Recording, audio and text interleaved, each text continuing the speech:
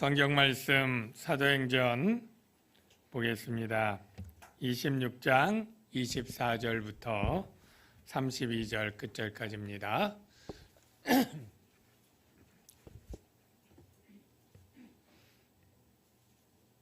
교독하겠습니다.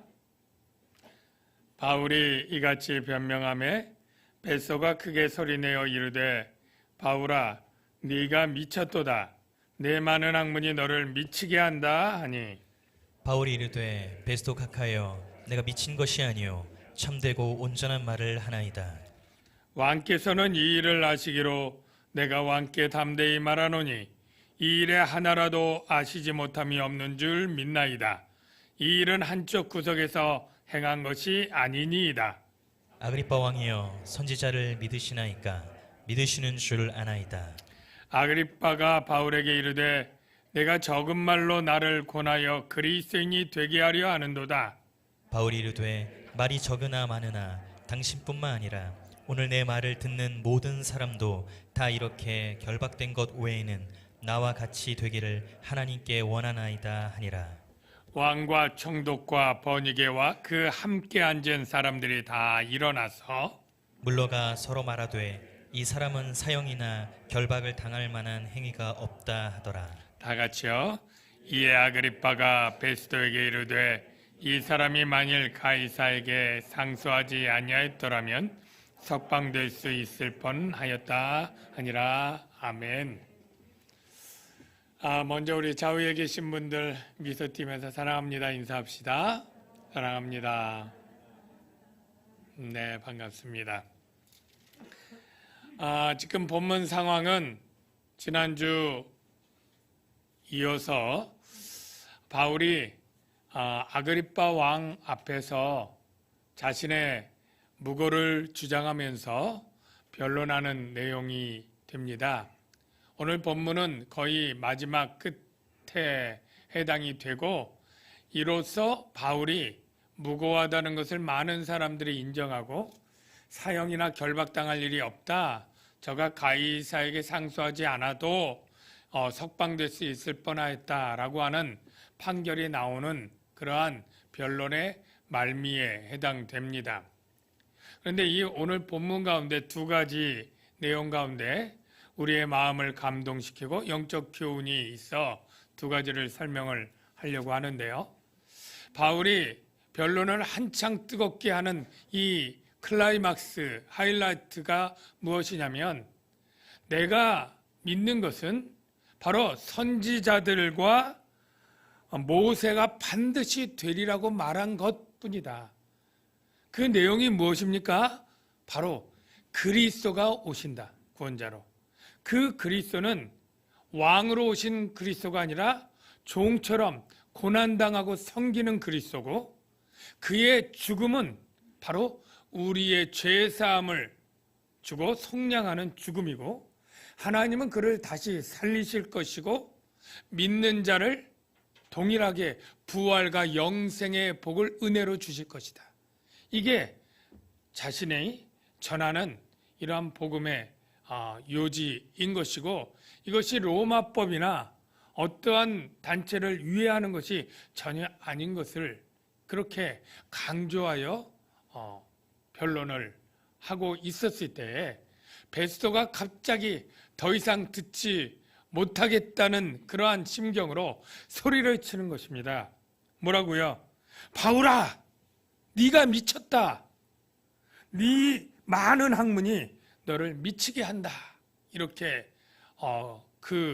더 이상 참아 듣지 못하고 중단시킨 사건이 발생한 것입니다. 바울은 절대 미친 것이 아니지만 이 베스도는 미쳤다고 본 것이죠. 왜 미쳤다고 보았습니까? 바로 그의 주장이 죽은 자가 살아난다. 그가 환상을 보았다. 환영을 보았다.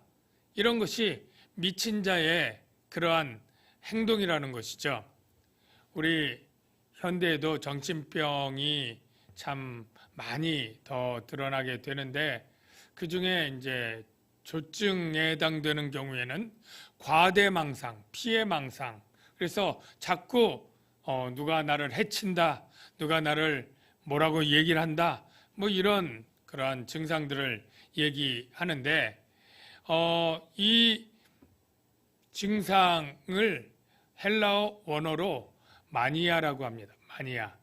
우리가 어떤 열성적, 광적 열혈팬을 마니아라고 표현하잖아요. 뭐 매니아, 마니아. 이게 다 여기에서 나온 거예요. 네가 미쳤다. 네가 광적이다. 이렇게 얘기를 하는 것이죠. 여러분 여태까지 살아오시면서 누군가 여러분에게 미친 거 아니야? 미쳤어? 이런 판단을 하고 여러분을 평가해 준 그런 사람들이 있습니까? 아마 그런 말을 거의 들어보지 못했을 거예요. 속으로 혹시 그런 생각을 가진 어떤 사람이 있을지언정 입으로 드러내고 그렇게 말하지는 잘 않았을 겁니다. 정말 모욕적이고 모독적인 말입니다. 여러분이 이 세상 살면서 그리스도인으로 많은 사람들에게 착한 사람이다, 온유하다, 화목한 사람이다, 이런 평가를 다 들으시기를 바랍니다.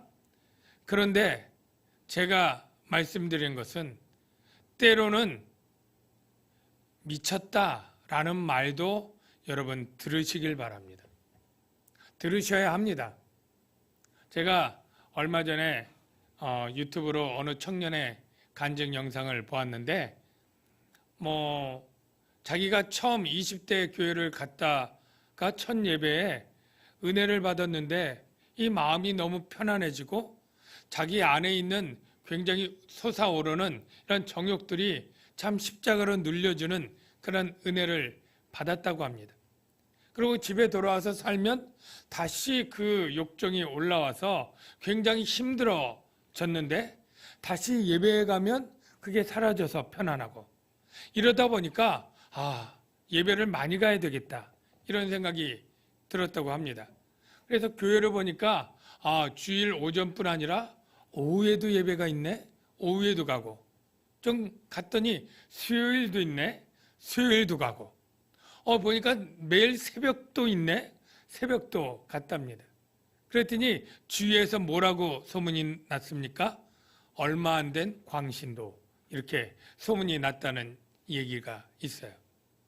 우리가 하나님이 구원해 주신 그 은혜가 너무나 감사해서 마땅히 우리의 시간을 들여서 예배를 드리면 광적이다, 미쳤다 라고 평가하는 게 세상의 평가라면 우리는 그 미쳤다는 것을 받아들여야 된다는 것이죠. 바울이 말하지 않습니까? 네가 말하는 그 주장들이 다 미친 자의 주장이다 라고 할 때 뱃소각하여 내가 미친 것이 아니요 참되고 온전한 말을 하나이다.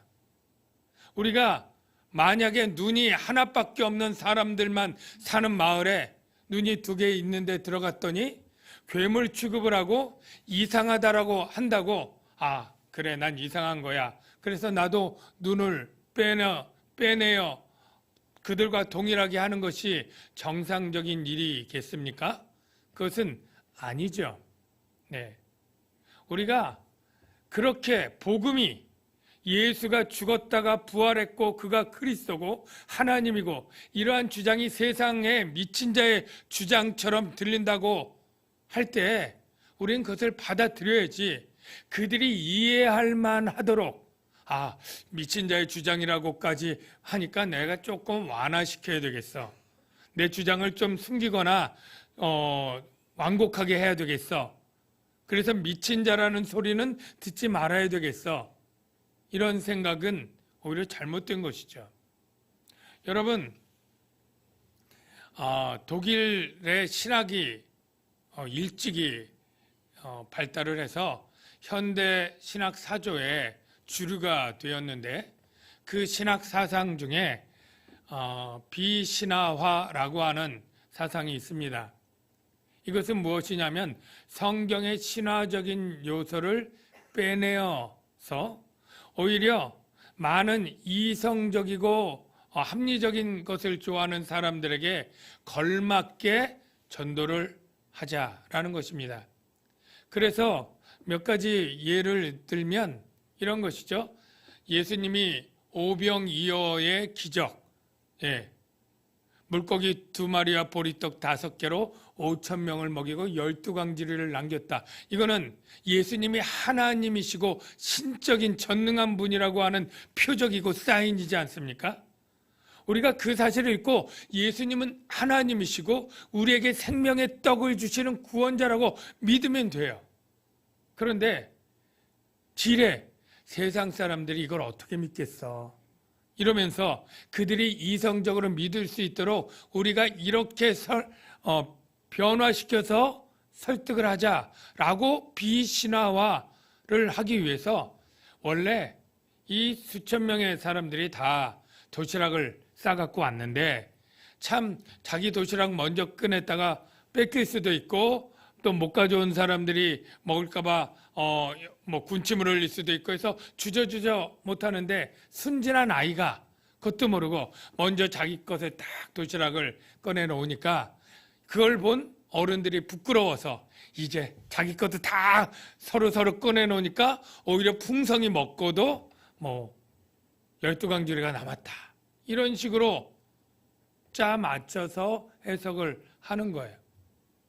예수님이 무리를 걸었다. 이것도 하나님의 신적 성품을 나타내는 것인데 그걸 어떻게 믿겠어? 그래가지고 제자들이 배를 타고 가는데 예수님은 수평선을 향해서 이렇게 해안가를 다니는데 바다에서 보니까 거기도 바다인 줄 알고 무리로 걸었다라고 표현했을 것이다. 여러분, 그러면 성경도 굉장히 이성적이고 합리적이네, 믿을만하네, 그리고 많은 사람 믿고 구원을 얻겠습니까? 아닙니다.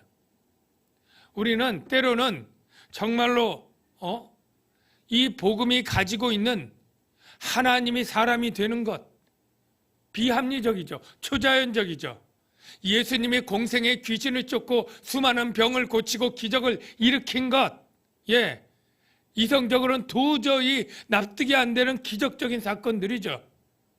주님이 죽으셨고, 그리고 3일 만에 부활하셨고, 그리고 믿는 자는 죄사함을 얻고 영생과 부활을 같이 얻는다고 하는 이 모든 것은 과학적이지도 않고 상식적이지도 않고 합리적이지도 않고 역사상 일어난 적도 없는 것이죠. 우리는 그것을 믿기에 구원을 얻는 것입니다. 세상 사람들이 이 주장이 미쳤다고 조롱하고 놀린다 할지라도 그럼 어쩔 수 없는 거예요. 이게 우리는 참되고 온전하고 진리인 것을 아니까, 그걸 믿으니까. 예수님도 미쳤다고 하는 말을 들었던 건 여러분 기억하십니까? 우리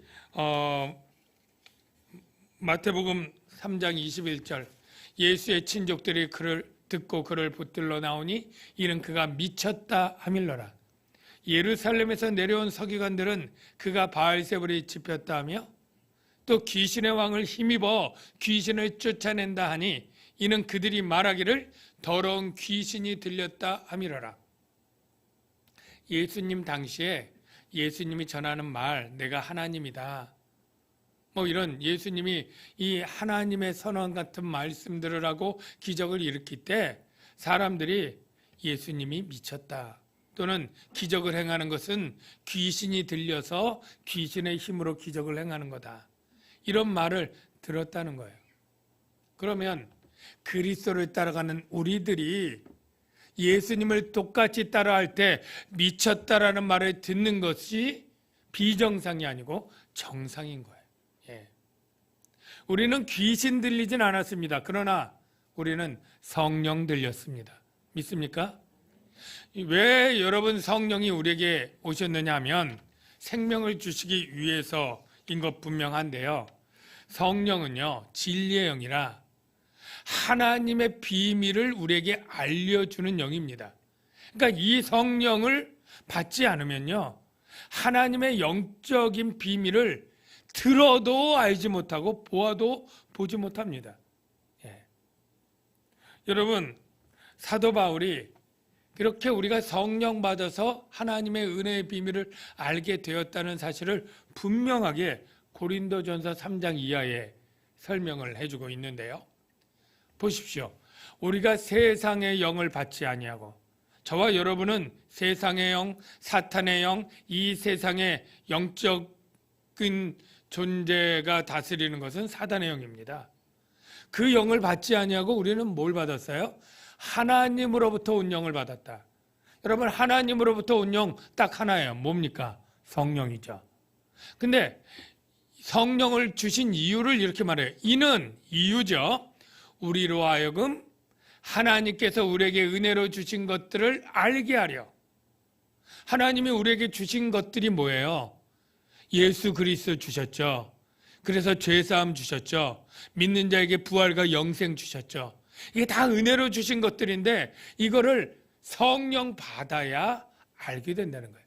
우리가 이것을 말하거니와 사람의 지혜 가르친 말 하지 아니하고 오직 성령께서 가르친 것으로 하나니 영적인 일은 영적인 것으로야 분별하느니라. 성령의 일은 성령 받아야만 분별한다, 그 뜻이에요. 그래서 육에 속한 사람, 성령 없는 사람이죠. 하나님의 성령의 일을 받지 아니하나니. 왜요? 이는 그것들이 그에게는 어리석게 보임이요. 예. 또 그는 그것들을 알 수도 없나니 그런 일은 영적으로야 분별되기 때문이라. 그러니까 세상 사람들은 육에 속한 사람들인데 성령이 없으니까 성령이 하시는 일, 성령이 증언하는 예수 그리스도의 구원의 복음 들어도 알지 못하고 어리석게 보이는 거예요.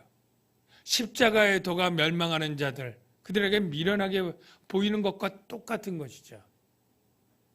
제가 전에도 얘기했지만 우리가 이 자석에는 철분 성분이 있어야 달라붙습니다. 예. 철처럼 비슷한 색깔이 있고 그 철은 아니지만 비철 금속들 또는 플라스틱 같은 것들은 암만 자석에다 비벼대도 달라붙지 않잖아요. 똑같아요. 하나님의 성령의 복음은 암만 여러분의 귀에다 소리쳐 들려도 성령이 있는 사람만 반응하게 되고 들려지고 믿어지고 보여져서 믿는 것이지, 안 믿는 사람들, 성령 없는 사람은 들을 수가 없는 거예요. 그들에게는 우리가 미쳤다, 제정신이 아니다, 정신 나갔다, 이렇게 얘기를 하는 거예요. 그래서 정리하면 저와 여러분들이 이 세상 살아갈 때 일반적인 모든 삶에 있어서는 참 젠틀하고 신사적이고 매너 있고 정직하고 착한 사람이야, 칭찬받기를 바랍니다. 칭찬 받으셔야 됩니다. 예? 그런데 어떤 면에 있어서는요, 복음과 신앙적 행위를 함에 있어서는 미쳤다, 이 말을 듣는 게 정상인 거예요. 오히려 나는 이런 말 평생 안 들었어 라고 말하는 사람은 신앙적 행위를 안 살았다고 하는 판증이 될 수 있어요. 어떤 사람이 딸 둘이 있어서 결혼해서 사위를 얻었는데 큰 사위가 예수 믿는, 이 사람은 예수를 안 믿는데 예수 믿는다고 하니까 이 조상 제사 때에도 안 오고 와도 절도 안 하고 와서 뭐 술도 안 먹고 막 이러니까 재미가 없고 틀려 먹었어. 괜히 예수 믿는 사위 얻었어. 근데 둘째 사위를 딸이 데리고 왔는데 또 예수 믿는 거예요. 그러니까 마음이 낙심이 됐는데 이 명절에 이 둘째 사위는 절을 하는 거예요. 술도 잘 먹고 노래도 잘 부르고 그냥 마음에 쏙 들어. 그래서 예수 믿어도 좀 얘처럼 믿어라, 큰 사위에게 그렇게 얘기를 했다는 거죠. 여러분, 세상 사람은 우리가 올바로 믿으면 미쳤다 그러고 세상과 타협하면서 하면 이렇게 믿으려면 이 정도로 믿으라고 우리에게 유혹합니다. 여러분, 그러나 분명히 예수님도 미쳤다는 소리를 듣고 바울도 미쳤다는 소리를 듣고 우리가 신앙과 복음에 있어서는 미쳤다고, 이상한 사람이라고, 제정신 아니라고 말하는 것이 극히 당연하고 정상적이다라는 것을 여러분이 분명히 아시기를 바랍니다. 바울이 변명을 하고 각하여 내가 미친 것이 아니여 참되고 온전한 말을 하나이다. 베스도에게 그렇게 말한 후에 이제 아그리빠 왕을 향해서 이제 자신을 동조해달라고 하는 그러한 질문을 합니다. 왕께서는 이 일을 아시기로 내가 왕께 담대히 말하노니 이 일에 하나라도 아시지 못함이 없는 줄 믿나이다. 이 일은 한쪽 구석에서 행한 것이 아니니이다. 아그리빠 왕이여 선지자를 믿으시나이까? 믿으시는 줄 아나이다. 바울은 이거예요. 베스도 총독이야 이제 부임한 지 얼마 안 되고 유대를 모르니까 이렇게 하는 게 당연하지만 이 아그리빠 왕은 정말 몇 대에 걸쳐서 유대 다스리고 유대 왕으로서 유대 풍속, 문화 너무너무 잘 알고 있어요. 구약의 선지자, 율법 다 합니다. 그리고 그간에 일어났던 일, 예수라고 하는 자가 그렇게 기적을 일으키고 3년 동안 그렇게 공생애를 했고 빌라도 선임 총독에 의해서 십자가에 죽었는데 3일 만에 살아났다고 제자들이 막 그렇게 전도하러 다니고 증인들이 막 나타나서 예루살렘 교회가 세워졌고 오순절 성령이 있어서 수천 명의 교인들이 생기고 이거를 너무너무 잘 날마다 보고를 받고 알 거 아니에요. 이게 한쪽 구석에서 비밀리에 일어난 게 아니니까 너무나 잘 아는 거예요. 예. 그러면서 선지자를 믿습니까? 라고 묻는 거예요. 그러니까 이게 참 난처한 상황이 갑자기 된 거예요. 뭐냐면 내가 율법도 알고 선지자를 잘 알아요. 아그리빠 왕이. 예. 근데 믿는다고 하면 이 바울의 유도 신문 가운데는 그럼 선지자들이 주장한 왜 그리스도의 오심과 그리스도의 죽으심과 그리스도의 부활이 예언에 분명히 있는데 제가 지난주에 여러 구절 말씀을 드렸잖아요. 예. 있는데 왜 안 믿습니까? 라고 하면 그래 믿어야지. 예수가 그리스도 맞네. 그리스도인이 될 수밖에 없는 상황이 되는 거예요. 그렇다고 안 믿는다고 하면 여태까지 이 유대 전통 신앙을 부정하게 되면 또 유대인들 율법주의자들에게 또 일단의 비난의 빌미를 또 제공하는 거예요. 그러니까 주저주저 하다가 그냥 이렇게 뭉뚱그려서 얼버무리려고 이렇게 말하는 거죠. 28절에 아그리빠가 바울에게 이르되 내가 적은 말로 나를 권하여 그리스도인이 되게 하려 하는도다. 이 뉘앙스는 어떻게 보면 약간의 빈정거림, 비아냥 이것입니다. 아니 네가 이렇게 잠깐 변론하고 이 적은 말은 짧은 시간이에요. 지금 이 내가 수십 년을 살아왔는데 글쎄 네가 말하는 그 짧은 말 몇 마디에 내가 예수 믿을 줄 아냐? 나를 그렇게 설득시켜서 그리스도인 되게 만드냐? 과연 그럴 수 있을까? 한번 해볼래? 뭐 이러한 것이죠. 그런데 우리가 주목할 것은 바울이 이에 지지 않고 아주 쇼킹한 그러한 선언을 하는데요. 29절입니다. 뭐라고 말하냐면 바울이 이르되 말이 적으나 많으나 일단 네가 적은 말이라고 한 것을 뒤집어서 적은 말이나 아니면 오랫동안 아니면 오랜 기간 동안 내가 증언하거나 당신뿐 아니라 나를 하는데 나는 당신뿐 아니라 당신 옆에 있는 베스도 총독이나 버니게 공주나 그리고 모든 거기에 있는 천부장들 그리고 이 상류층의 이 관리들 전체를 향해서 오늘 내 말을 듣는 모든 사람도 다 이렇게 결박된 것 외에는 나와 같이 되기를 하나님께 원하나이다. 여러분 나와 같이 되기를 원한다 말하고 있어요. 여러분 이 말 듣고 그들의 반응이 뭘 것 같아요? 저는 이거 같습니다. 어이가 없네. 여러분 지금 바울이 말한 그 대상은 누구예요? 지금 최고 부유층 상류층들이에요. 누구나 되고 싶지만 될 수 없는 자기 하늘 꼭대기에 있는 총독, 왕, 공주, 천부장, 그리고 이 가이사랴 큰 도시의 최고급 하여간 높은 사람들, 오늘날 장차관 이러한 사람들, 이 상류층 앞에서 나처럼 되기를 원한다. 왜요? 그들은 이 세상의 모든 것을 가졌지만 예수 생명이 없잖아요.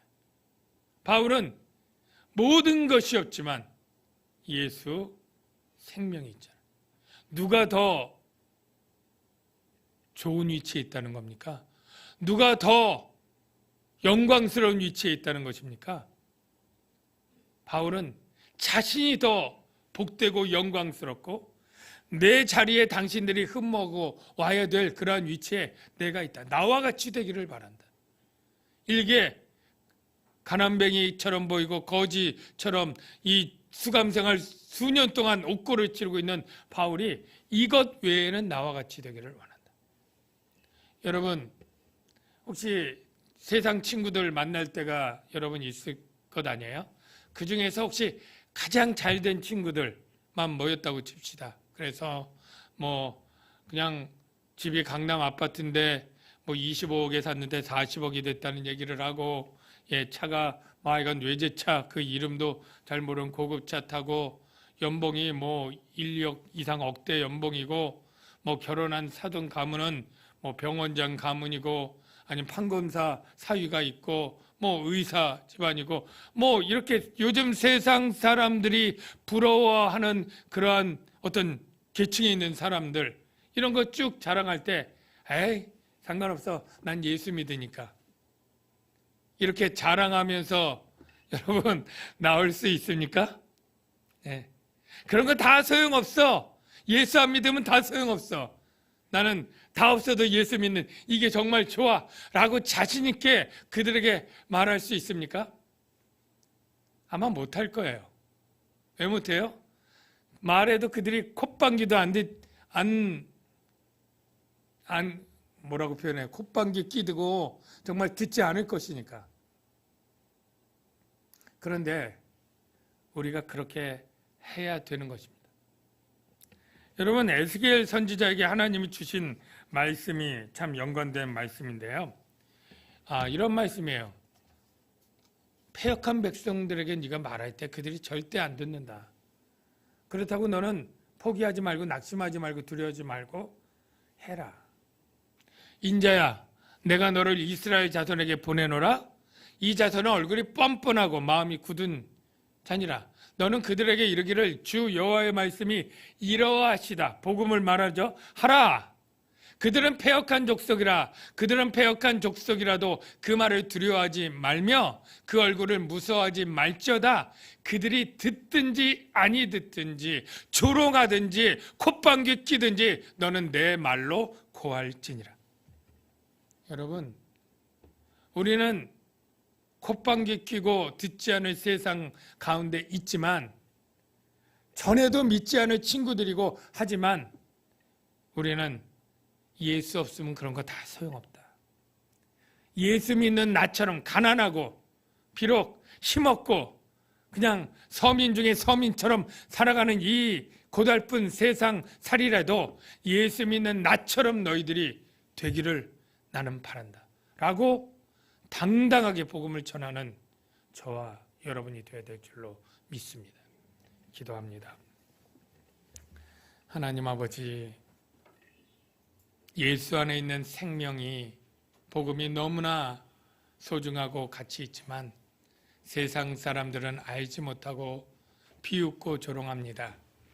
그러나 우리는 두려워하지 않고 부끄러워하지 않고 예수님과 그 복음을 당당하게, 때로는 미친 자라고 하는 소리를 듣는 것을 당연하게 여기며 증거하는 삶 살아가게 하여 주시옵소서. 예수님의 이름으로 기도하옵나이다.